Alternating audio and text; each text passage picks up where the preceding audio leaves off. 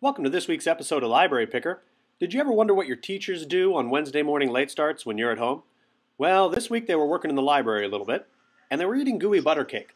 Now I know that's a St. Louis thing, but is it a breakfast item? I'm not sure.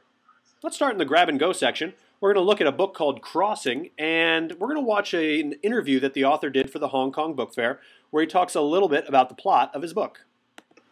Well, Crossing is about an immigrant teenage boy, Chinese immigrant teen living in upstate New York in a largely white community. He goes to an all-white school, and he has a very lonely and quiet existence, and that's the way he kind of prefers it.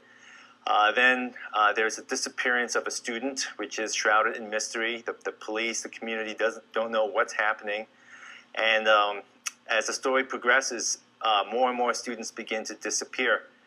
And because Xing lives a very lonely life, he's been marginalized onto the sidelines of life and society.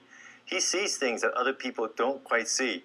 And because he sees these things, he begins to get clued in to the actual murderer, kidnapper might be. So that's a great book. I just finished reading it. There are a couple teachers who also just finished it. Great psychological thriller, great murder mystery. It's on our grab and go shelf. Let's turn around to our action and suspense area. And there's a book on the second shelf here that I want to point out to you. It's called The Rivalry. Those of you who are football fans might know that one of the most celebrated rivalries takes place this weekend when Army plays Navy. Now, when I was playing college football, we were lucky enough to travel to West Point to play Army and to Annapolis to play Navy, and the atmosphere was incredible. So you can only imagine what happens when the two teams play each other. Here's a look at what happens.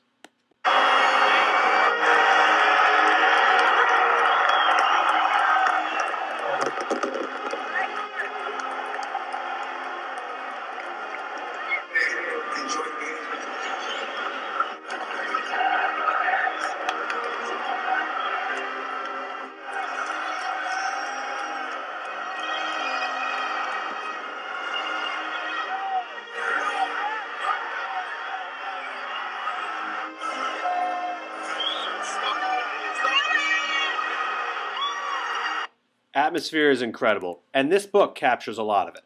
But there's also some intrigue involved when two teen reporters uncover some kind of dangerous plot during the game. Pick this one up and tune into the broadcast tomorrow, even if you're not a football fan. Hey, this author also has a bunch of books that are mysteries set at major sports venues, so you might want to check them out.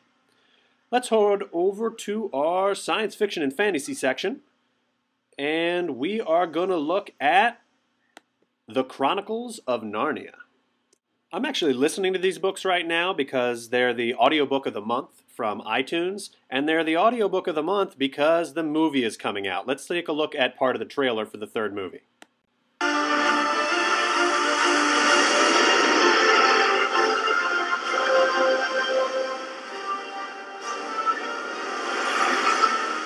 Aslan. You have returned for a reason. You have come far. And now your journey lies beyond.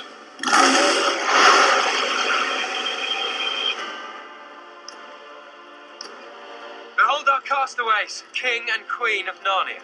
Repeating. Your Majesties. There is a good amount of controversy and discussion surrounding these books, but when it comes down to it, they're just great fantasy adventures. In fact, we're going to pick these books up and move them from our sci-fi fantasy section over to our classics section. So if you're looking for them, they're over here. One of the controversies, I'm not going to tell you all of them, but one of them is the actual order that you read the books in. So if you're interested in learning about that, come and see me. They're short books too, so try them out. Here's another one I want to look at. LIVVIE Owen Lived Here. In this book, Livvie, the narrator, has autism, and her family has had to move around a lot. And by a lot, I mean a lot. Take a look at this book trailer that the author created.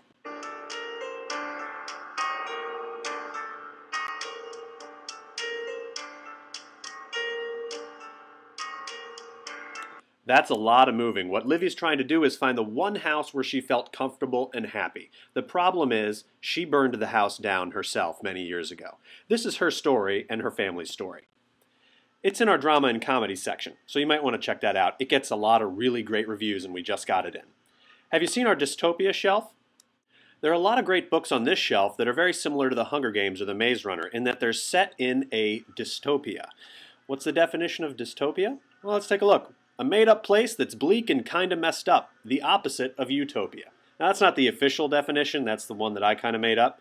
And on this shelf, we're going to look at a book called Exile. This one looks interesting. I haven't read it yet, but a couple of teachers have. It's about a future where the entire surface of the earth is covered in water, and the survivors kind of scavenge off of what is left. And if you're lucky, you get sent when you're very young to an island that's supposed to be comfortable and safe. Turns out it's not. And one kid goes and finds this out. So this is kind of an underdog kind of action story where these kids have to rise up against what's going on at this island. So that's on our dystopia shelf. And that's it for this episode of Library Picker. Have a great weekend. I'm going to have some of this gooey butter cake, and we'll see you next week.